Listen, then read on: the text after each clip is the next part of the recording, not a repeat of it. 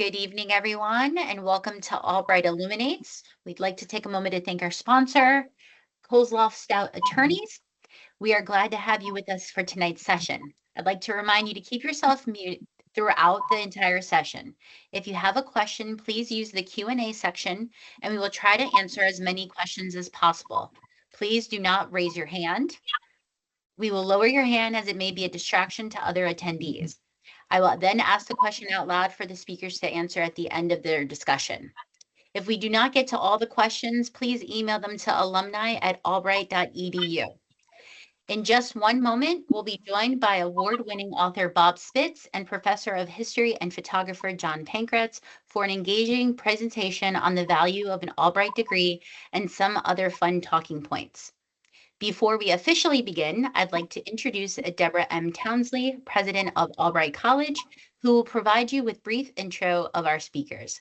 Deborah, thank you for being here, and I'll turn it over to you now. All right. Thank you, Erica. And welcome, everybody. Good evening. Glad to have everybody here. First of all, John Pankratz, who is a professor of history at Albright College. I think his career here expands over 3 decades. We don't need to talk about all the years. And he specializes in colonial history and in Pennsylvania history. A little known specialization is in food studies, and he does enjoy, we were just talking about that, the various foods. He is our resident photographer, and we are very grateful that he shares those talents with Albright College. He runs the Albright Scholar Program, which is a monthly program if you live here in Berks County on the community TV, and highlights a lot of the happenings at Albright. So John will be our moderator for the evening. Thank you, John. I'd also like to welcome our esteemed guest, Mr. Robert Spitz. And Bob, as he's called, is an award-winning biographical author. Some of his works include the New York Times best-selling book called The Beatles, and that was identified as a notable book of the year by the Times. Another New York Times bestseller was Deary, which is the life of Julia Child. That was recognized as one of the best books of the year by the Time, the Washington Post, and NPR. That book has now resulted in play, Bob's, I think, first foray into it. And it is opening in February, if anybody is in California at the time, at the La Jolla Playhouse. And then it is expected to move on to Broadway. He has also done biographies of Ronald Reagan, Bob Dylan, Woodstock, Led Zeppelin. He started his career in the music industry, which is why you see so many of the books in the music industry. He was a manager for Bruce Springsteen and Elton John at points in their career, and he himself is a musician.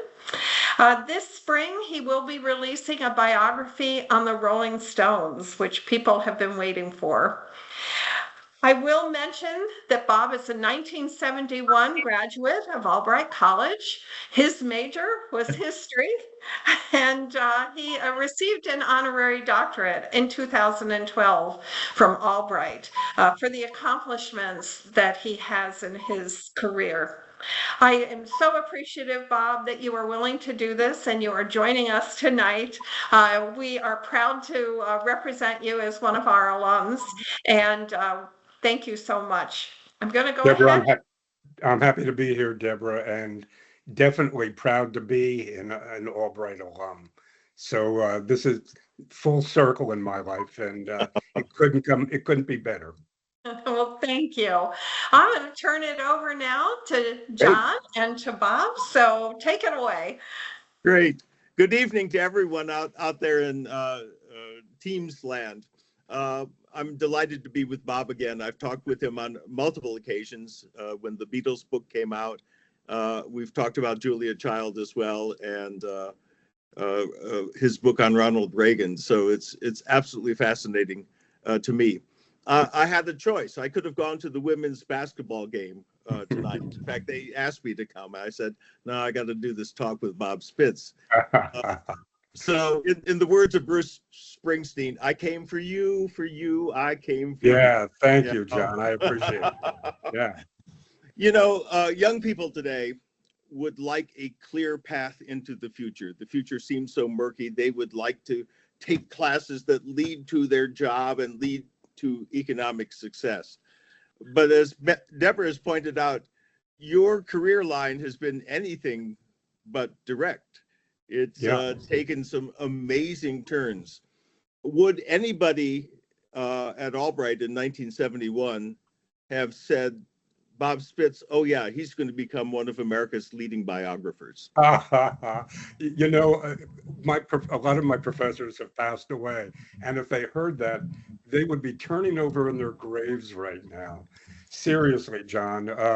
I left Albright not knowing what I was going to do in my life. However, I knew that I had a really good foundation. I had a great education at Albright. As Deborah mentioned, I was a history major, but I got a little bit of everything. And it was one of the wonderful things about a liberal arts education. By the time I got to New York, which is where I wound up after graduation, without any idea of what I was going to do, I felt that I was prepared to do anything, believe it or not. And I was fortunate that I fell into the music business. But I felt that, if you can make it there, you can make it anywhere. And a lot of it had to do with my foundation at Albright. It's remarkable. In some ways, we can't predict the future, and we don't know which of the skills or attitudes or habits of mind will be relevant when we come to a particular juncture. But if they're there, then you're in a position to take advantage of those lucky breaks and great opportunities. You had asked if there was anybody who had influenced me or prepared me for being a writer. I've told this story before. When I first came to Albright, I took an English 101 class, and we had just it was the first semester I was there, and I took it with Dr. James Reppert. Dr. Reppert was a brilliant guy, but feared man on Albright's campus. He had come from Harvard. He had been a protege of T.S. Eliot, and he suffered no fools. So he had given us an assignment to write what we did over our summer vacations. An easy softball assignment. And he collected all the blue books and he paged through them and he pulled one out and he looked at it and he chortled and he said, I'm going to read a little bit of this. And he said, he read it and he tore it apart and he made fun of it. And he said, does anybody know what I'm going to say about this? And somebody raised their hand and said, well, we know this person will never be a writer. And Dr. Reppert said, absolutely. And of course, that was my essay. So yeah, the ironies of history. Yeah, Jim Reppert scared me a little bit as well as a young colleague back in the late 80s. But he was a brilliant man and I think a wonderful teacher. I think back in the past, Albright was filled with tough love. There were a lot of professors who had the reputation of being pretty brutal. But if you survived that tutelage, you had some strengths. You bet. And when I graduated, I bet I could have gone to each of the professors there as a friend and talked to them because of the smallness of the school and the intimacy that I enjoyed there. I developed a lot of great relationships with all of my professors. And by the end of the 4 years at Albright, it felt like a family, which was great. Yeah. Biography is always a challenge.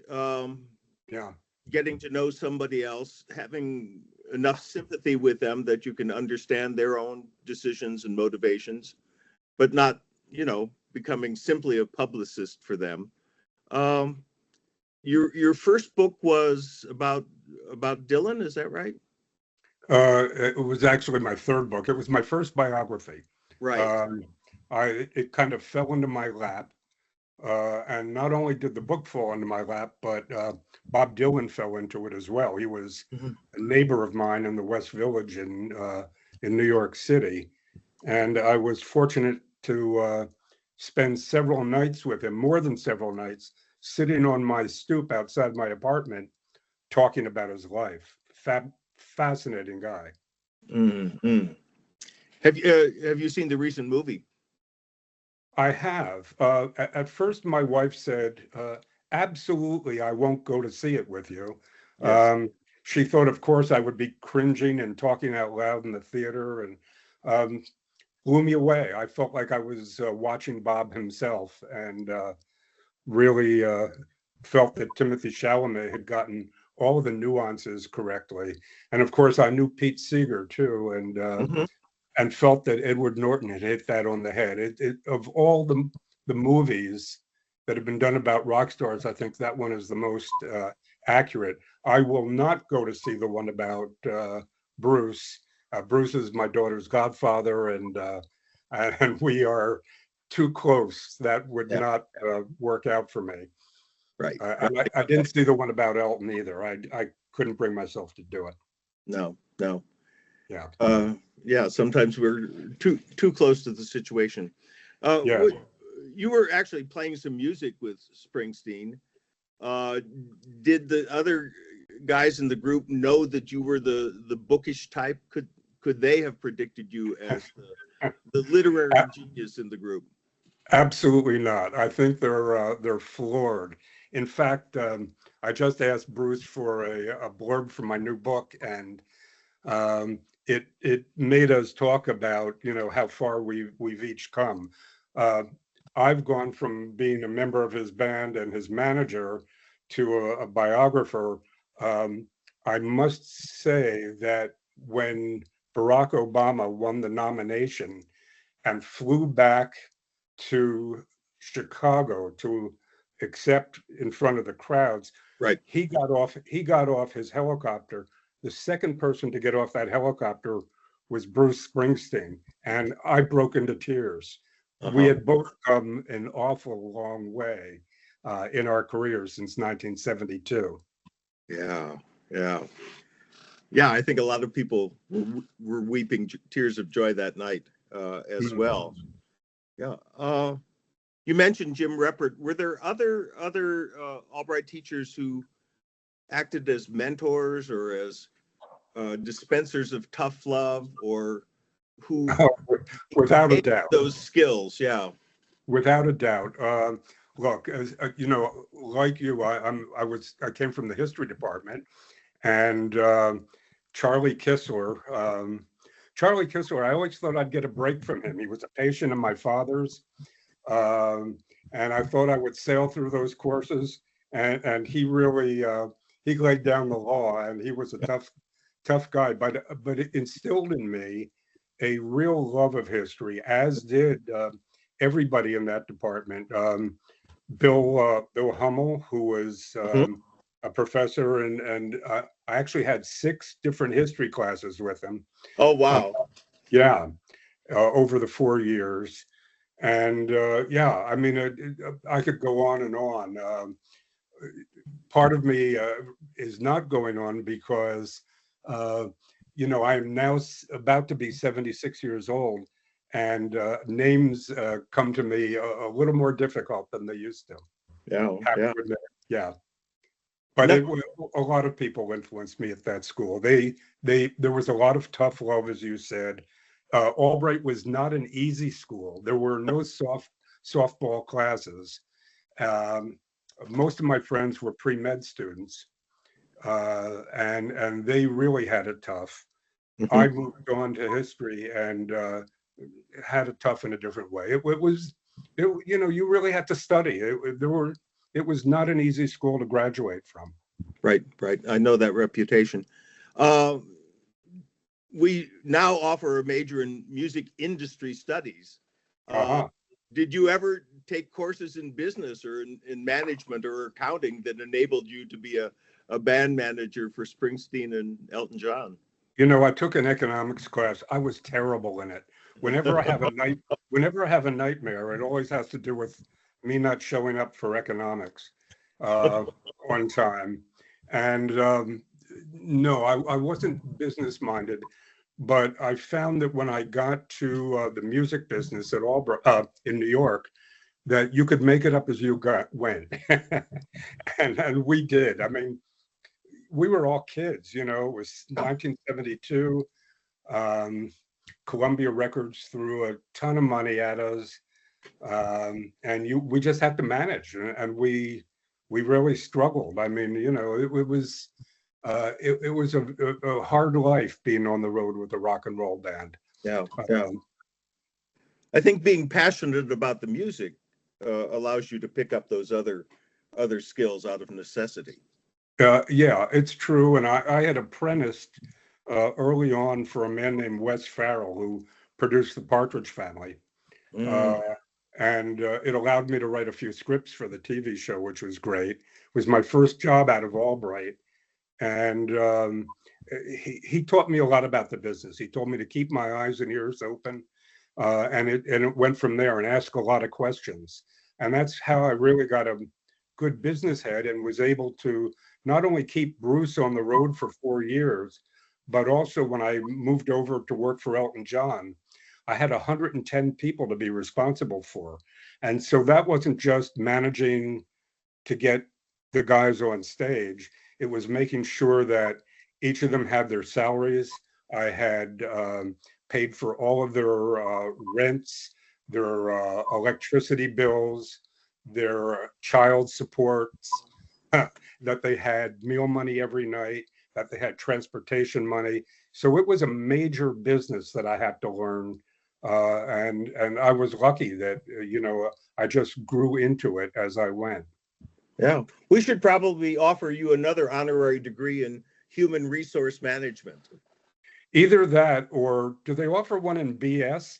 Because there's several BS degrees. Yes. It got me through a lot in the 9.5 years that I managed rock and roll artists. So I could teach that course.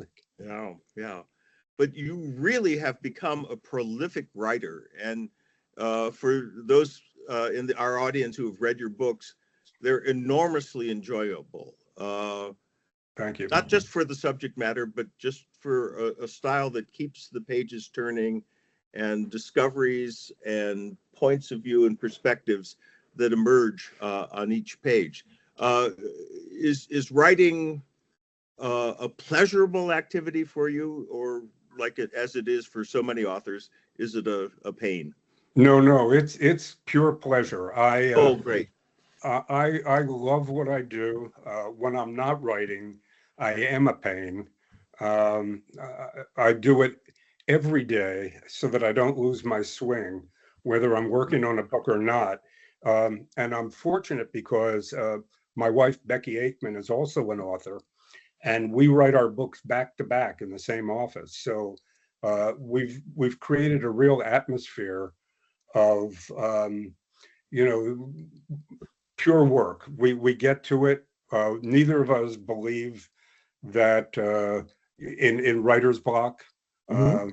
If you can't figure something out, you get up, you walk away, you come back to it, and you write. But writing, as I must have said when I was at Albright in 2012, writing is something I had to teach myself. I didn't know how to do it. And when I came off the road with Elton, I've been on the road for 9 years. We had crowds of 20 and 30,000 people every night. And so I was looking for something else to do with my life at the age of 29, and realized instead of being in crowds of 20 and 30,000 people, I needed to be in a room with nothing. And that's writing seemed awfully attractive to me. So I had to buckle down and teach myself how to do it. And that was probably the hardest part of my education in any phase of my life. Oh, that's amazing that in some ways it was a relief after the pressures of touring. And Yes. You go into a room with nothing except that in those days, a typewriter and a blank piece of paper. If I had done nothing but sit and looked at that blank piece of paper for a while, it would have been very soothing. So I Mhm. was happy to do it. Yeah, yeah. Success often breeds success, and I think looking at the trajectory of your subject matter, uh, people must trust you with their stories. Um, they do. It's one of the wonderful things about writing. My reputation has gotten out there, and so I can go to somebody like Mick Jagger or Keith Richards, and they know that I'm going to tell their story in a very objective way, and yet, with a gimlet eye, and so it's been a welcome thing, and I've traded on my reputation a bit to keep moving onward to talk to people who are harder and harder to reach. It Right? used to be very easy to reach a celebrity. These days, not at all. Oh, the world that we live in is so hostile and so eager to knock people off pedestals that Right. it's, yeah, yeah. And I understand why. The internet has made my job easier and it's made my job tougher. Easier because the wealth of research is endless, and tougher because the internet, with everybody being able to exercise their opinions and rail against people who have no defense, has made my subject matters very shy to talk, Oh, and yeah. so it takes a little more to get to talk to somebody. Yep, yep. Well, you mentioned the resources of the internet, and it's certainly something we see in higher education today. Students are aware of AI, they're using it, they're not even necessarily aware of how much they're using it. And it worries some of us who are looking for original thoughts and personal perspectives Right. uh, in their writing. Um, for the professional writer, is AI as scary a possibility as it is for what photographers and artists and other creatives? Well, it scared a lot of us at the beginning. There is an outstanding lawsuit among authors against certain companies, AI companies, because they appropriated all of our work. Yeah. And we have just won those lawsuits and will now be paid a lot of money for having our personal property compromised. So that's out of the way for now, and their new rules have been written. I think people are more comfortable with the new rules. And I know that writers who I've talked to feel that AI is indispensable for their work. For somebody like me who relies on research for my books, AI is an open new world. And I am only sailing out there and exploring the way Columbus sailed out, not knowing what's at the other end of the ocean, the water. So I'll be using it, but right now I'm only putting my toe in that water. Yeah. So the process of research in for the Beatles book was very different from your work with the Rolling Stones. Wow, absolutely. I was yes and no. Okay. When I got the Beatles book, I didn't know what I was getting into. That book was supposed to be produced in 3 years. It took me almost 9 years to write it. I had 55,000 pages of research. Yeah.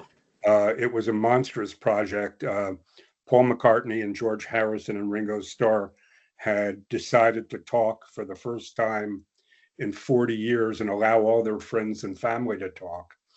And so I was in over my head. Uh, in fact, when I delivered that manuscript, a manuscript should be, 300-400 pages. My manuscript was 2,800 pages. And my publisher looked at it and said, you know, this is unpublishable. And so they cut it down to a sleek 974 pages. Yeah. But the research is the most important thing, and it's difficult. You know, for me, it's really a 2.5 year project before I even I can't say put pen to paper anymore, but before I even start to write. So yeah, research is very important. Yep. And of course, early on, historical or biographical research involved traveling, flying to people's locations, sitting down in a space and talking to them and taking notes. I guess a few phone calls here and there, but other than that, you really had to be on the road. Oh, it's a lot of legwork. When I was writing the Beatles for 2 years, every other week I flew to Liverpool or London, and was 2 weeks there and 2 weeks off. And fortunately, Richard Branson, who was a buddy of mine, gave me an open ticket on Virgin Airlines, which was nice. Yeah. But it was grueling work. I mean, I didn't know where. It was like being on the road with a rock star. I didn't know where I was the next day. And when that book was over, I took a long hiatus. Right. Yeah. Right. Yeah. And now, do search engines do some of that legwork for you? They do. They don't. Nothing can replace getting out there and talking to people. Okay. And unfortunately, so many people have become authorities on the web that there are too many narrators who are not accurate, and so I can't rely on that. No, I still rely on talking to people, and there is nothing like the library for good authentication. Yeah. Yeah. And I think maintaining that sense and that inclination on the part of young scholars and researchers and writers is going to be essential to have those touchstones of reliability and accuracy. Without a doubt. And speaking of a library, I understand the library at Albright has expanded recently too. My office in Masters Hall is literally across from the library plaza, and so I haven't done a time-lapse movie of it, but I've seen hundreds of guys working very hard on that building. They're now moved into the interior of the building, and I won't predict which date we'll have an opening, but I could imagine taking a peek at the building by March of this year and certainly over the summer. So Yeah. Current first years, sophomores and juniors are going to go to a college with a library. Fabulous. And speaking of the library and history professors who influenced me, I was lucky enough to have classes with Dr. Gingrich, who the library was named after. And I had Greek and Roman history with him. Mm-hmm. And wow, not that I'm ever going to practice it, but it really gave me a fabulous foundation to understand the world that we live in. And I am also nails on Greek and Roman history on the Sunday New York Times crossword puzzle, thanks to Dr. Gingrich. So it does come in handy. One of his many impacts on people. Well, I think being a history major does help one to be a contemporary biographer, because you see the ways in which influences come to bear on any society, the ways in which those change, and then individual lives overlap and draw nourishment from those broader changes. So absolutely. Yeah. And every time I sit down to look at a manuscript that I've written, I always ask myself this question: have you put it into cultural context? And that's where I bring my love for history and my experience at Albright, learning about history, into play with my writing. Cultural context. I realize that not only am I a biographer about people, but I am a cultural historian as well. And so that when I wrote about Ronald Reagan, I had to write about everything that was going on, not just during his presidency, but during the time he was an actor, during the time he was the head of the Screen Actors Guild, and how the world changed that he lived in. Yeah. And that, once again, relying on my Albright background and my love of history, it really it helped me enormously. Right. And the book contains a wonderful evocation of small town life in sort of Western Illinois when he was growing up. And Yes, it there really again, I, adds to one's appreciation. I went there. I lived among them, those people, for a while, because when I'm an East Coaster. When you're writing about someone from the Midwest, you better understand how different they are from you, and how you can bring them alive on the page with accuracy. And so that took an enormous amount of work for me. And what a treasure to be able, from my aspect, to go out and be able to go out and do that, and to have that enormous wealth of information. Right. Now, as you took on Julia Child as a project, uh, was objectivity your goal, or I know that you had a great affection and admiration for her as a person. I did. I traveled. I traveled with Julia in Italy. I met her in Europe. Um, she was 80 years old. I was 40 years old at the time, and she was making a tour of restaurants throughout Italy and needed a younger arm to hold on to. Mhm. And I was the guy. Uh, so for 2 months, I did nothing but eat 3 meals a day and talk to Julia Child and record what she told me. I was smart enough to run a tape recorder, Yeah. um, and learned from her so much about how people eat around the world and how people once ate in the United States and Mhm. how they eat now. And so once again, history, relying on history to make sure that I wasn't just writing about Julia, but I was writing about how all of our society changed, and and the way we eat changed, and the way we regard each other changed. It was a fabulous, fabulous project. I'll never forget it. Yeah. Several times when I've taught food history, I've used the biography, and I'll say that it's a revelation to students. Our students today are too young to remember her actual television program, or Yeah, probably, but she's been memorialized in the movies. yeah. Meryl Streep played her, um, and there was a Julia Child TV show. So, when I talk to people around the country about Julia, I'm always shocked to see that there are so many young people in the audience as well, and they've learned who she is, and they've kind of endeared themselves. They've found an endearment attached with her, and have gone on to read the book and to figure out who she is, and to look at the old videos that PBS Yeah. still has, if there is a PBS anymore. Who Well, knows? yeah, but there is YouTube, so we Yeah, see them there. Yeah. Um, exactly. Again, that was a pretty thick book, but now you've turned it into a play. And how do you have such a rich life condensed into the 2 hours on the stage? That was a really good question that the producers and I talked about for almost 2 years before we got some kind of a working order of it.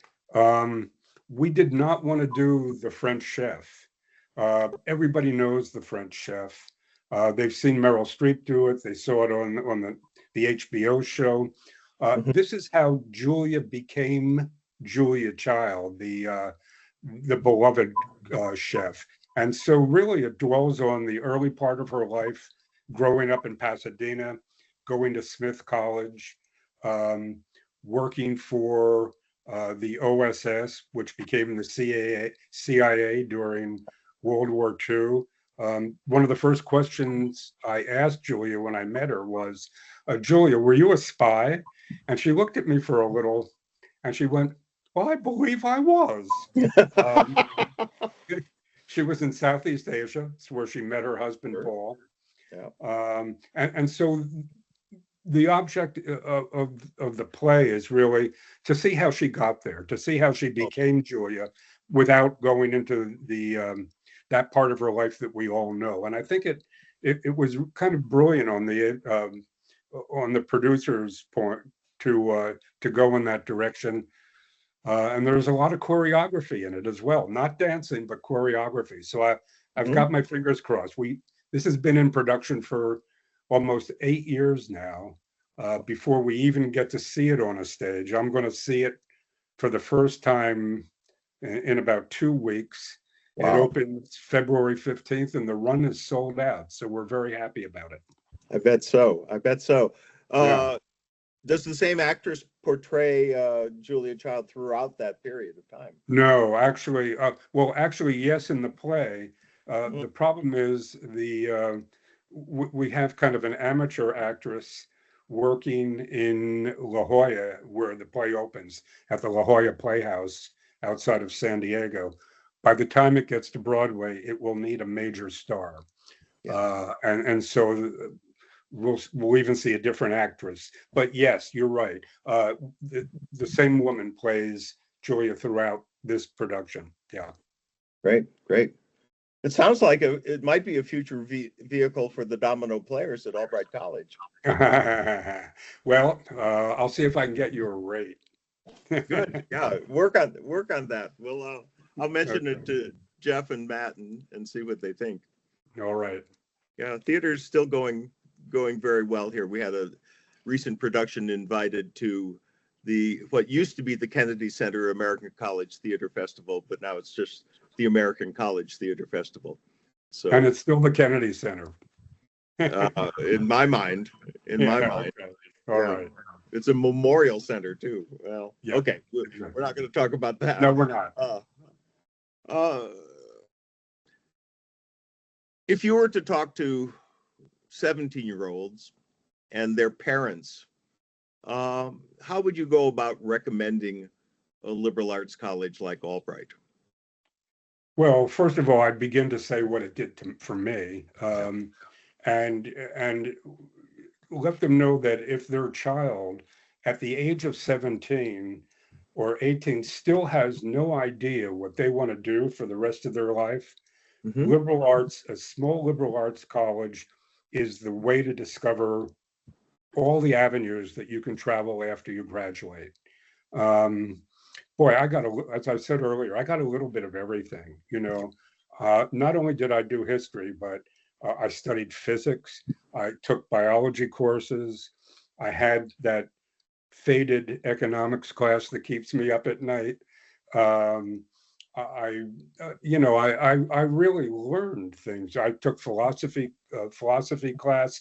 I took an art class, and by the time I got done with those 4 years, like I said before, I felt that I could go anywhere. My daughter went to college, of course, way after me. Went for one specialty, and a lot of people. Her husband went for IT, and it's great. That's all he studied was IT. Wow. But if anything would crash in that area, I think it would be hard to get a different kind of job. I mean, it's great to take an IT class or a couple of them. If that's your area of expertise, go for it. But Albright offers a really well-rounded education. And that to me is the pathway to the pinnacle of success. So that's what I would tell parents who are the parents of a 17-year-old. Also, the great thing about Albright is it's no offense, it's a small school. And that smallness allowed me to know my professors, feel that I had a stake in the college, that I wasn't just a guest there and traveling through, and that I knew everybody and everybody knew me. Sometimes that was good, and sometimes that was bad. Right. Yeah, I think being good with grown-ups, learning how to talk with adults, especially those who are passionate about their work, equips one for later stages in your life. The other thing is that change happens, and nobody's path is easy and direct. And I think that versatile education, that resilient education, allows you to change paths or shift gears when those predictable challenges and tragedies come along. Well, I'm a prime example of that, John. I mean, look, I was a musician when I was at school, and I gravitated into the rock music business. But then when I was 29 years old, I needed something else. Yeah. And I could write and be a historian because I had learned how to write. Jim Reppert actually taught me how to write. and I had all those history classes, and it gave me another avenue to think about when I sat there at the age of 29 thinking, what do I do now? And so, yes, another reason to promote a small liberal arts education. I think it's indispensable. Yeah, yeah.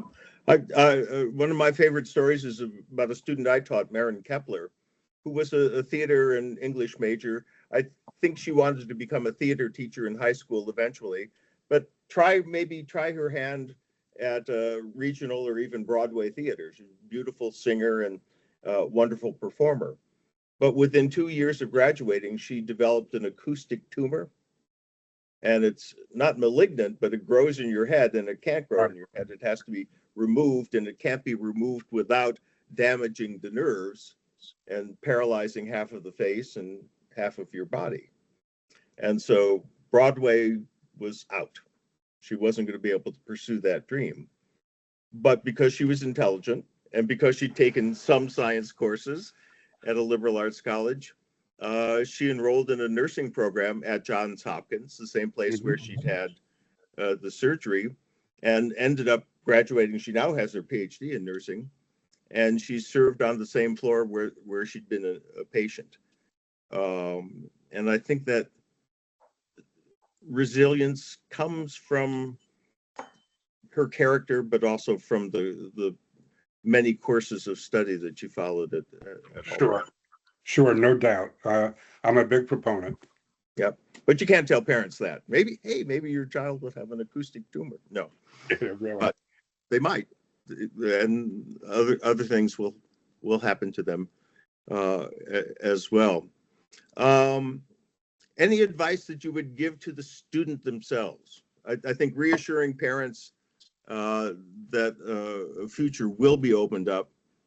But what do you tell 17-year-olds, 18-year-olds who are a little bit frightened?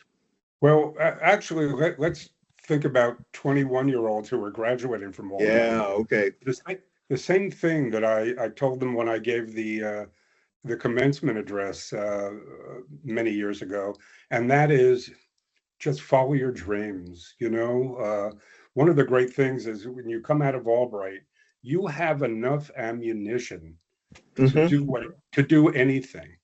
I really thought I was, I may not have known what I was going to do, but I felt I could do anything. And getting off a Bieber bus in New York City, never having been to the city before. Really not? Never. And to not knowing what I was going to do, it didn't faze me. I just thought, I had a good education. I'll find something, I'll fall into something, but I followed my dream. I had worked on bringing concerts to Albright when I was there. And I thought, I'll find a way to get into the music business, and I did. One of the other stories that I'll tell you is, I did for years, I helped book all those concerts that lost a lot of money at Albright, but they were a lot of fun. When I got to New York, we were looking for an agent for Bruce, and we couldn't get anybody to pay attention to us. So I called the William Morris Agency, and I got an agent on the phone who we had bought concerts from at Albright. And he said, I remember you. You're that fast-talking little student that used to try to get my groups for not too much money. He said, I'll come down to a club and I'll see this new kid Springsteen. Brought the whole agency down. I met him for the first time. I had been dealing with him for 2 years from the campus center. I came face to face with him for the first time. He fell in love with Bruce. He booked Bruce. He's been Bruce's agent ever since. So that really helped me as a getting involved in activities at Albright, Yeah. and having resources that fell into my pocket elsewhere. Yeah, it's something that I often talk about. I said, there are things that are on your resume that have to do with the classes you've taken, but every Albright student knows how to organize events, knows how to sit in on a e-board meeting, knows how to negotiate with people simply through the co-curricular activities that they engage in. Exactly. Yeah. Should we take some questions from I would love to hear some Sam? questions from our faithful listeners here.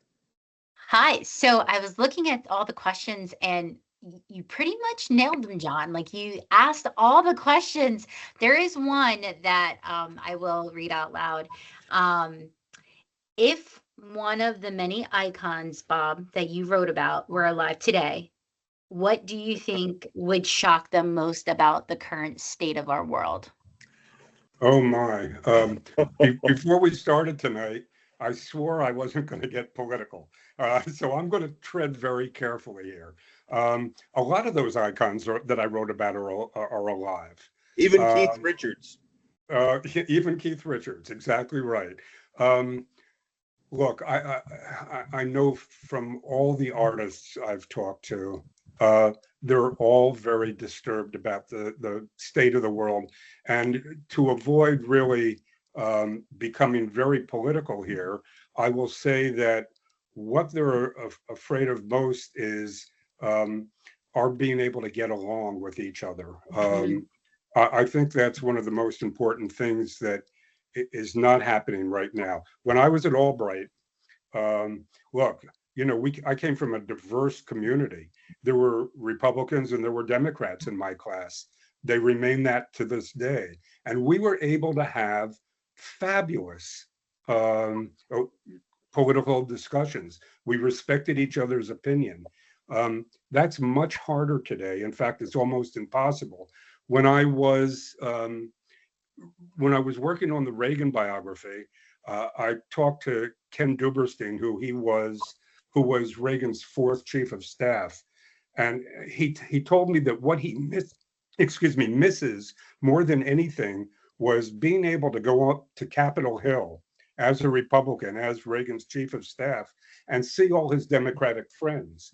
They used to get together and go out to dinner at night, play cards together, go to a bar together. He said, that can't happen at all anymore. They don't talk to each other. And I think that's, as artists that I've worked with, and the ones who are still alive, of course, Bruce and Elton and Mick and Keith and Dylan and Jimmy Page, not knowing any of their politics, well, except for Bruce's, not knowing how their politics. They're artists, and they care about the world that we live in. Their music goes out and touches people of both persuasions, of every persuasion. And I think that's the most troubling thing. I think that's what artists care about today more than anything, is that we just don't respect each other enough. Mm-hmm. All the other questions were answered. So, John, You're if you kidding, had huh? anything else, or Bob, you want to add anything else? That was amazing. I just jabbered too much. Sorry about that. No, don't be sorry. It was very fruitful and a very good conversation. Great. Well, as I've said it to you privately, I'll say it on the record. Always happy to come back and talk to people at Albright and to be part of the Albright family again. It will always be a very major part of my life. It influenced me enormously, continues to influence me to this day, and how I conduct myself, how I conduct myself professionally as well as personally. I learned a lot about how to be a person at Albright as well. Mm-hmm. And so that was really important, and I'm always happy to be here. Great. Well, we're very grateful that you were here. I enjoyed tonight's conversation very, very much. I learned even more about you and your work. And I hope that our audience here on Teams did as well. Thank you all for being with us. And thank you, Thank you, John. Bob. Thank you. Really pleasure. appreciate your time. Thank you so much. Thanks, everybody. pleasure. Have a great rest of your evening.